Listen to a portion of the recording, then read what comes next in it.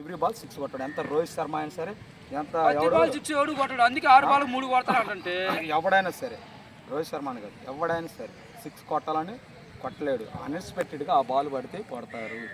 ప్రతి మ్యాచ్లో 6 కొట్టాలని ఎవడు కొట్టలేడు. ఇది మాత్రం గుర్తుపెట్టుకో. బౌలర్ బ్యాట్స్మెన్కి బ్యాట్ తగిలితే బ్యాట్ రేజ్ అయితే బ్యాట్స్మెన్ ఆడతాడు, బౌలర్కి బాల్ రేజ్ అయితే బాల్ పడితే వికెట్లు పడతాయి. అవును, అది బౌలర్ గురించి చెబుతావు, నీ గురించి చెబుతావు. నా గురించి ఏం చెప్తాను? కొడతాడు 3 కొట్టమని నాకు అదే కావాలి.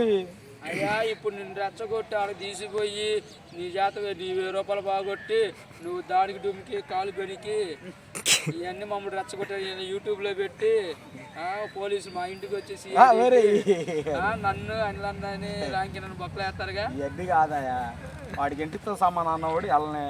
ఇంటికి గురించి రేపు చూసుకుందాం, ఇంటికి ఉండిద్దో ఏం చేసుకుంటాడు చూద్దాం. ఆయన డబ్బుల విషయంలో అన్నాడు, ఈ విషయంలో ఆట విషయంలో అనలా నన్ను అన్నాడు. అదే ఆ ఇంటికి ఏందో నేను చూసుకుంటాను. ఆ ఇంటికి చెప్పాను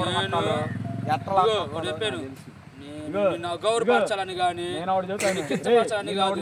కొడతాడంటే కొడతాడంటే. ఎలాంటి వాడంటే ర్యాంకీ కూడా ఎలాంటి వాడంటే ఒక్కొక్కడిని ఎలా చెబుతాడంటే, పవన్ గడు ఎందుకు వాడు బౌలింగ్ పడదు, వాడు పవన్ గడు బౌలింగ్ వేస్తాడు నీకు పడినప్పుడు వాడు చెప్పే మాట వాడు అంతేకన్నా. మరి ఇప్పుడు ఒకే మాట మీద ఉండాలా, 2 రకాలుగా ఇప్పుడు ముంబైలో హార్దిక్ పాండే కూడా మొన్న ఐపీఎల్ ఆడా, ఏమన్నారు మన వరల్డ్ కప్ లో హార్దిక్ అన్నారు ప్రజలు. అంతే ఆడిన రోజు ఆడాడంటారు, ఓడిపోయిన తర్వాత ఓడిపోయారు అంటారు. అయ్యో నిన్ను వాడు 12ంటికి కూడా కొడతా చీకటి.